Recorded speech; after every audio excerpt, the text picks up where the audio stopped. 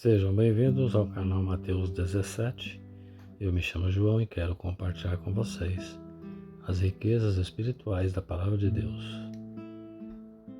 Eu gostaria de começar com Mateus, capítulo 8, versículo 1.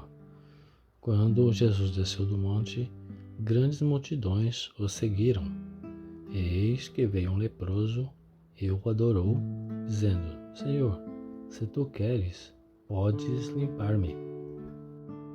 Nesse período, a pessoa que tinha lepra, ela não podia se aproximar de ninguém, tinha que morar nos arredores da cidade e não podia ser tocada por ninguém e muito menos tocar ninguém.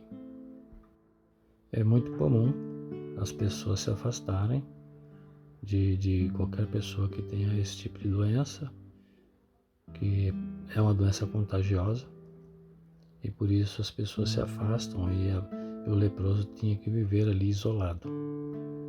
Mas ele foi ousado, se atreveu e chegou até o Senhor. E fez a seguinte pergunta, se o Senhor queria que ele ficasse limpo. E Jesus, somente a palavra de Jesus basta, ele disse: eu quero ser limpo.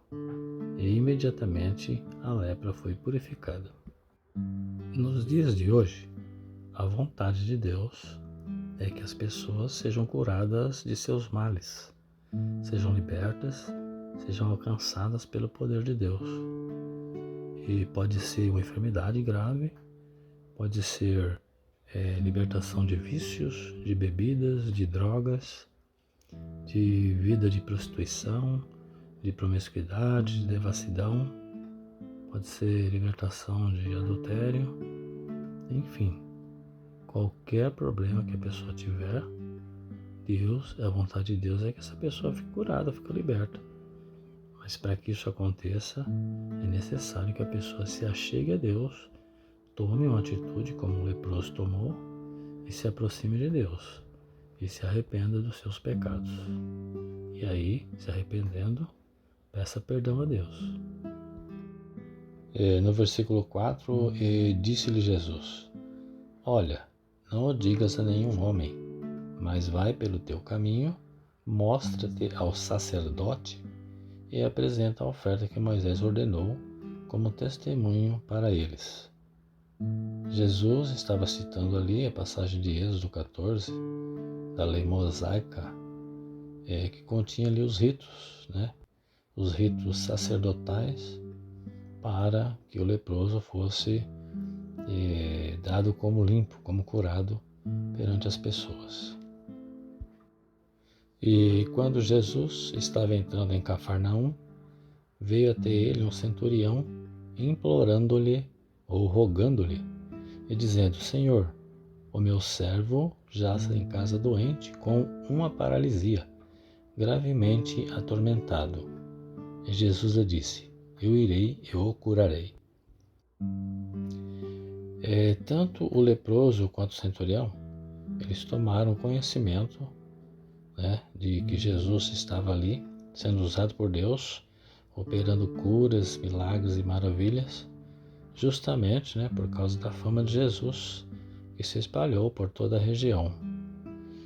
E aí Jesus ele nos ensina aqui que a cura, a libertação, a restauração, a manifestação do poder de Deus, ela vem até nós através da nossa fé.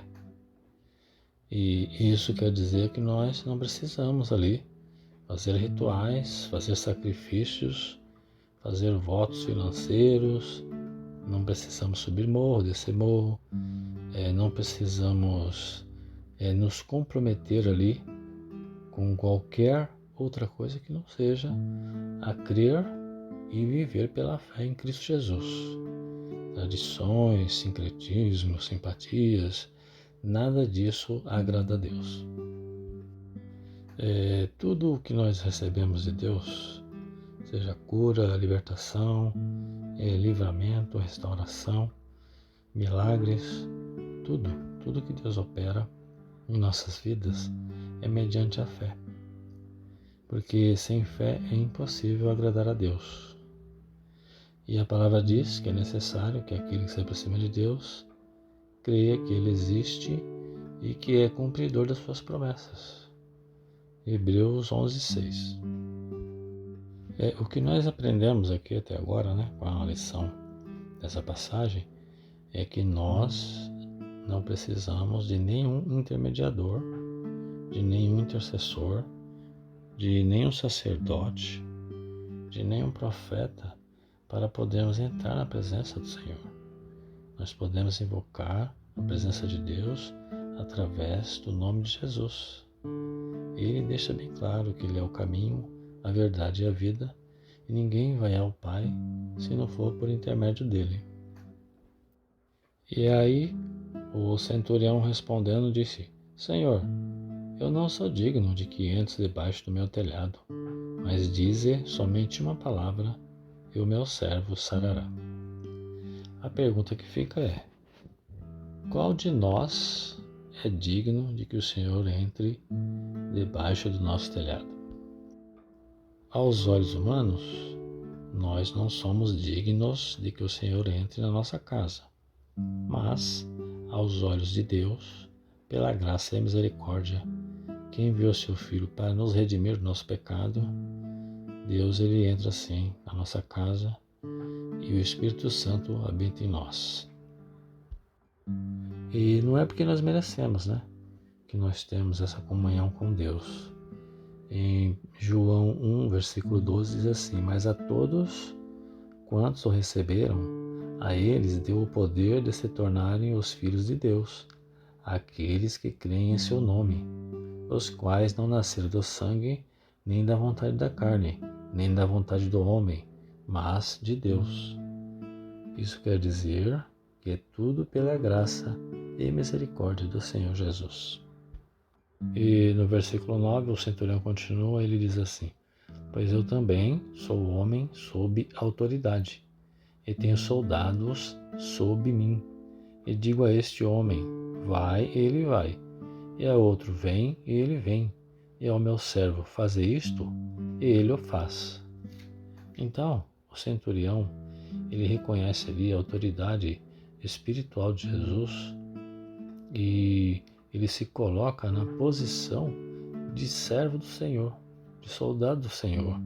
E é exatamente isso, que Deus espera de nós, que a nossa vida espiritual esteja alicerçada na palavra dele e que nós nos coloquemos ali na posição de servos do Senhor.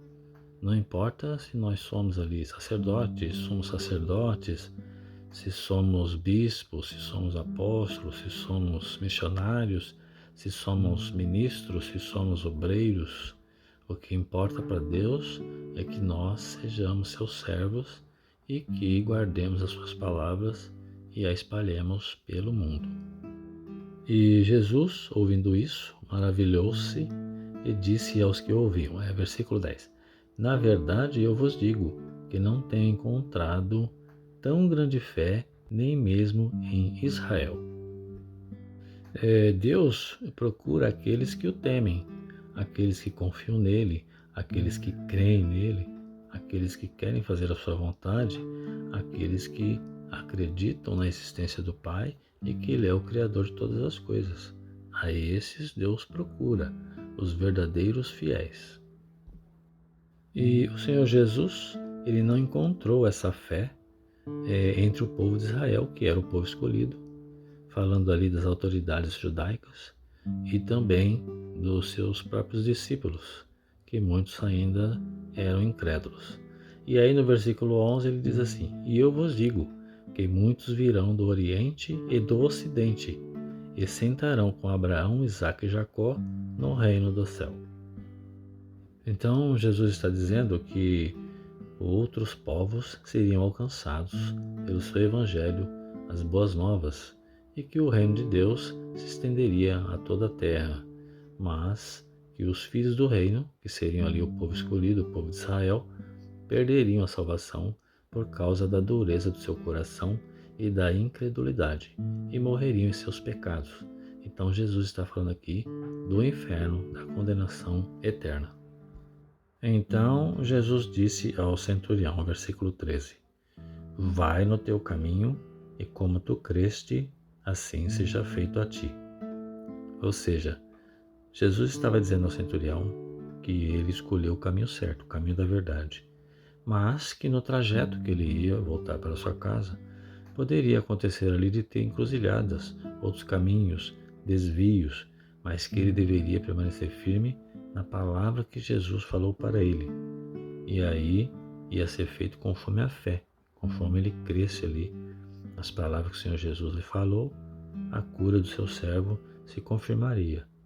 Então, isso quer dizer que nós passaremos por provações, nós passaremos por tentações, nós passaremos por tribulações, mas Jesus nos ensina que nós devemos permanecer no caminho da verdade, que é a declaração do senhorio de Jesus para as nossas vidas, guardando e praticando os seus mandamentos, não indo nem para a direita nem para a esquerda e nem escolhendo caminhos mais curtos para chegar logo ao objetivo.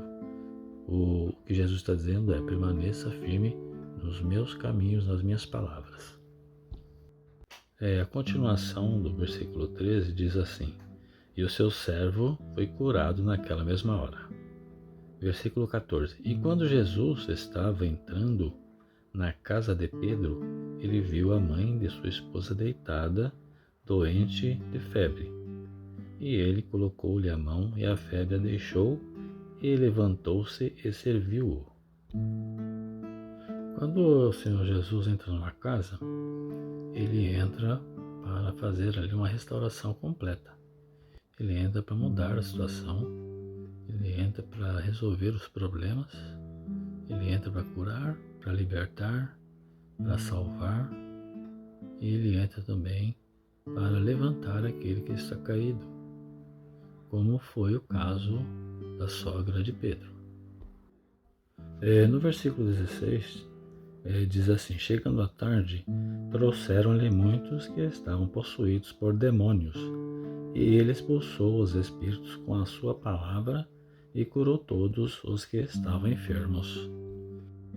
Por causa da fama do Senhor Jesus, muitas pessoas vinham até ele, trazendo seus familiares que estavam possuídos por demônios, que estavam sendo perturbados, que estavam sendo atormentados e que estavam cheios de enfermidades para serem curadas por ele.